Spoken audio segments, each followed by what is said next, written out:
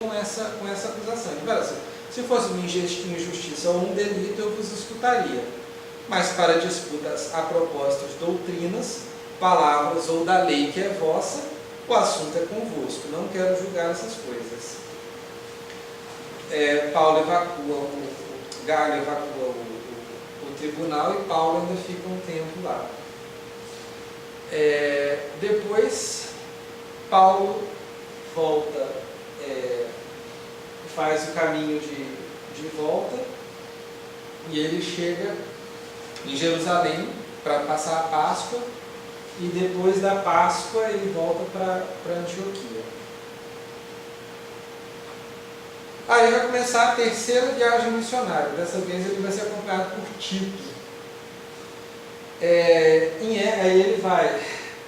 A primeira parada importante vai ser Éfeso. Éfeso também é um centro, um ponto comercial, com teatros, né, mágicos, adivinhos, templo de Ártemis. Tinha uma comunidade de judeus que já eram evangelizados por um judeu convertido chamado Apolo. Mas Paulo vai confirmar a fé dos efésios, né? Ele, nessa cidade, ele rompe definitivamente com os judeus e se dirige para os pagãos. E, enfim, tem muitos milagres. O avental de Paulo cura várias pessoas. E aí, em Éfeso também, ele vai ser preso e vai apanhar tanto dos judeus quanto de alguns pagãos. Enfim, e também tem uma confusão que muitos artesãos ficam com medo, porque era a cidade do templo de Ártemis, eles vendiam reproduções de Ártemis. Então, eles forjam uma acusação contra Paulo. E aí, depois, Paulo tem que ir embora de novo, enfim. Ele depois volta para Macedônia e para a Grécia.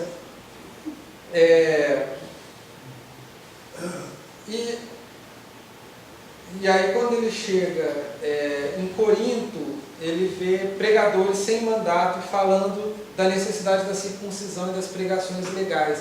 Então já é uma outra espécie de um outro problema que Paulo já tem que ver, que é uma doutrina que já tinha sido definida pelos apóstolos, pelo concílio em Jerusalém, pela Assembleia, uma doutrina que já estava classificada, e lá em Corinto já tinha esse problema, já estava acontecendo.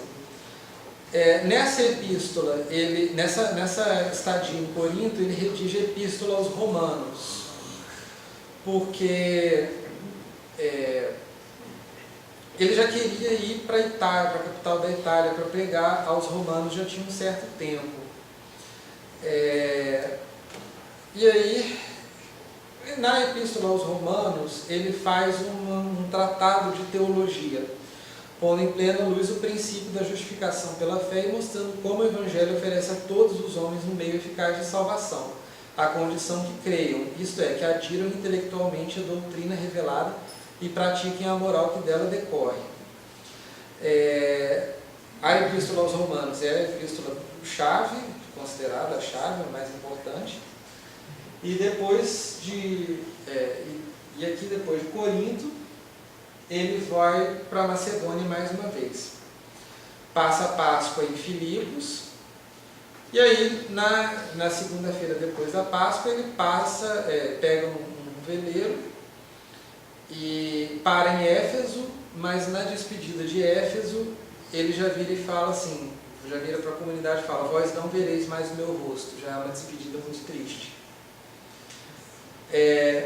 E volta para Antioquia, no caso, né?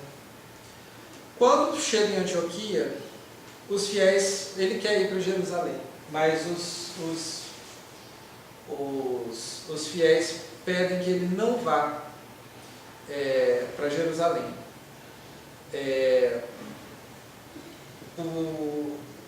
E aí tem uma profecia também dizendo que ele vai ser entregue pelos judeus e vai sofrer muito e tal. E aí muita gente suplica para ele não ir para Jerusalém, mas ele quer ir para Jerusalém. Ele fala e quer morrer em Jerusalém, estou pronto diante do Senhor.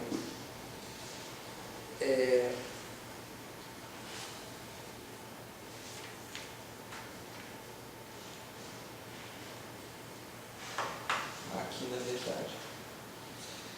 E aí o cativeiro. Aqui já está terminando, então.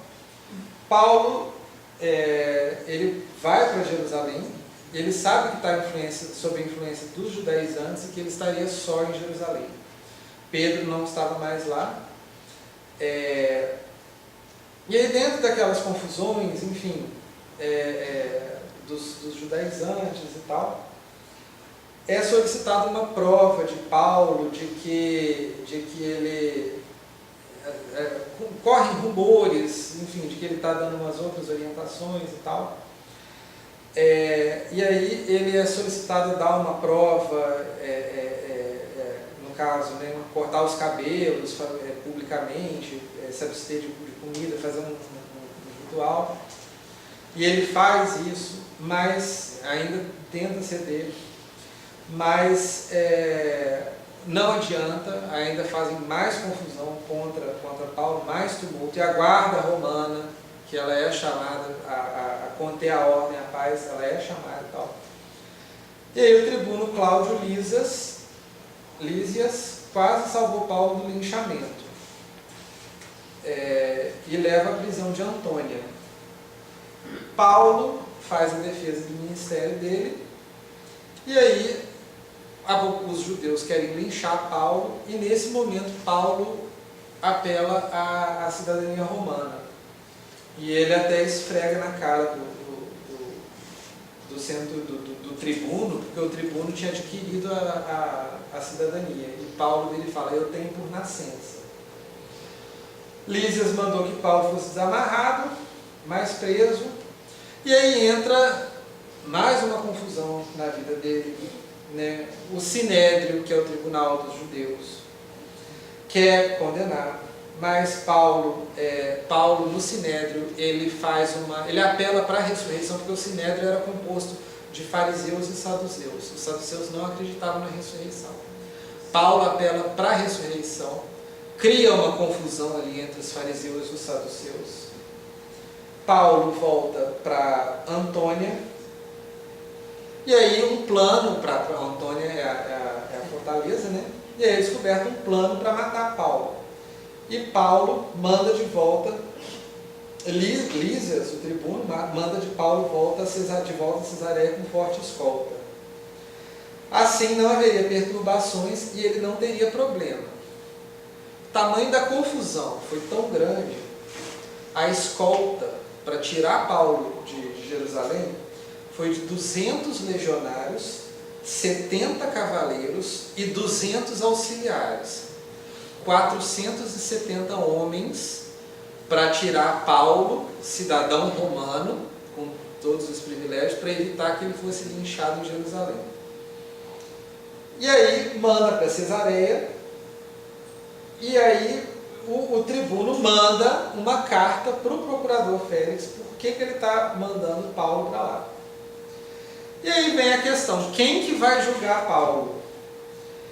Porque tanto Paulo não tinha cometido crimes que puderam, e aí é mais ou menos a situação que Nosso Senhor passou também, né?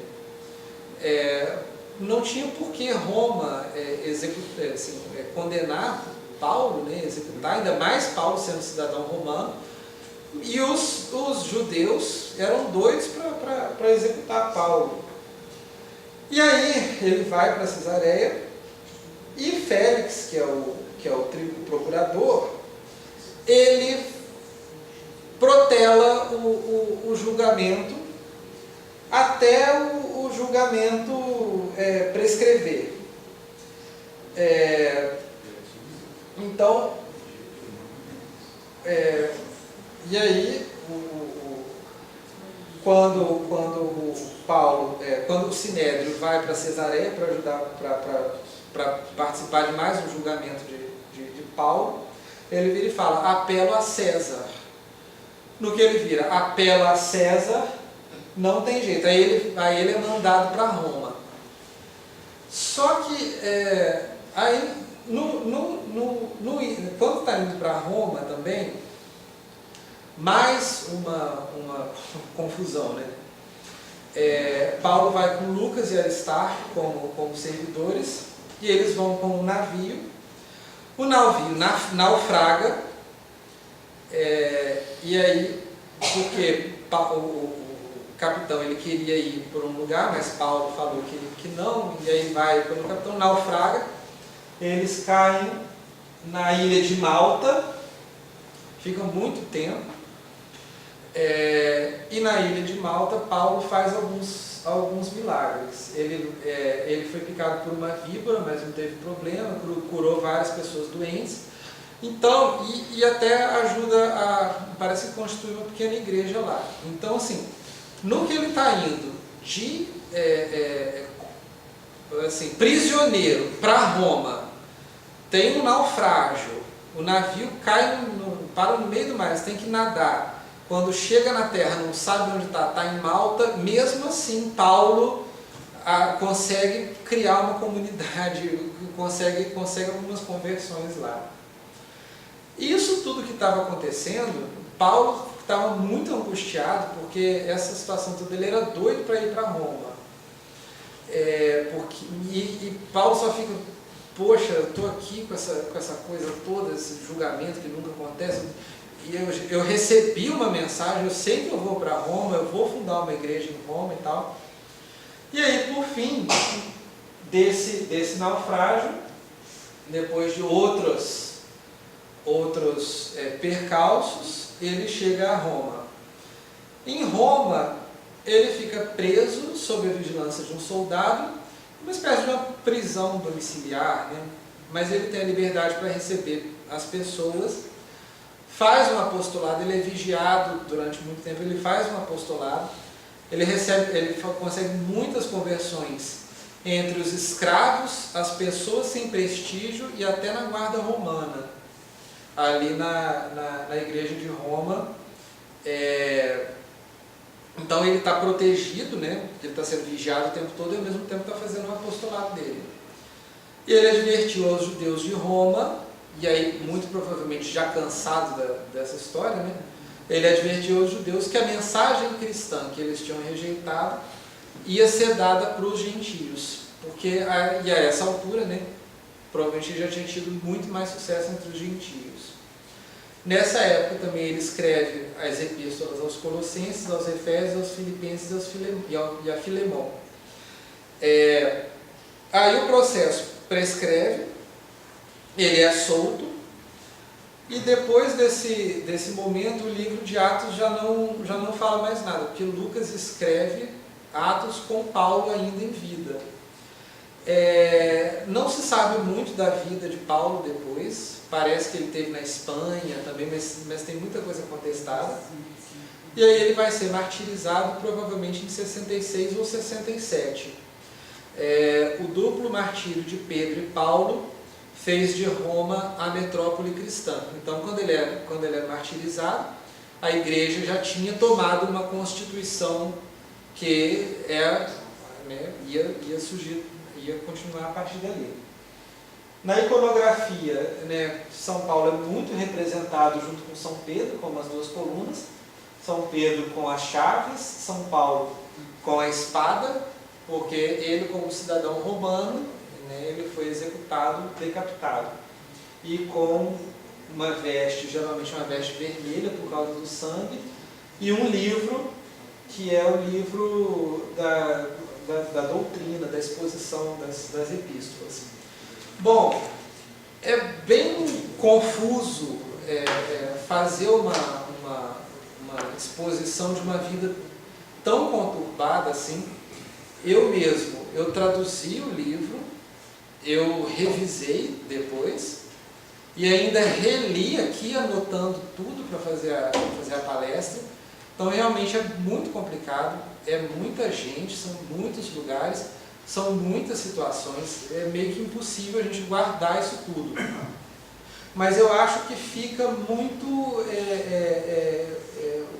realmente o espírito, né? E essa noção também de que cada lugar foi um problema diferente que ele enfrentou, cada situação, cada nova cidade que ele chegava, ele não sabia o que ia acontecer. Eu sugiro que todos leiam o livro, tem muitos detalhes a mais, tem muita coisa que eu tirei para falar para vocês. Mas eu acho que vale muito a pena conhecer, porque Paulo é fundamental a gente conhecer. Bom, é isso. Desculpem a confusão aí, mas é isso.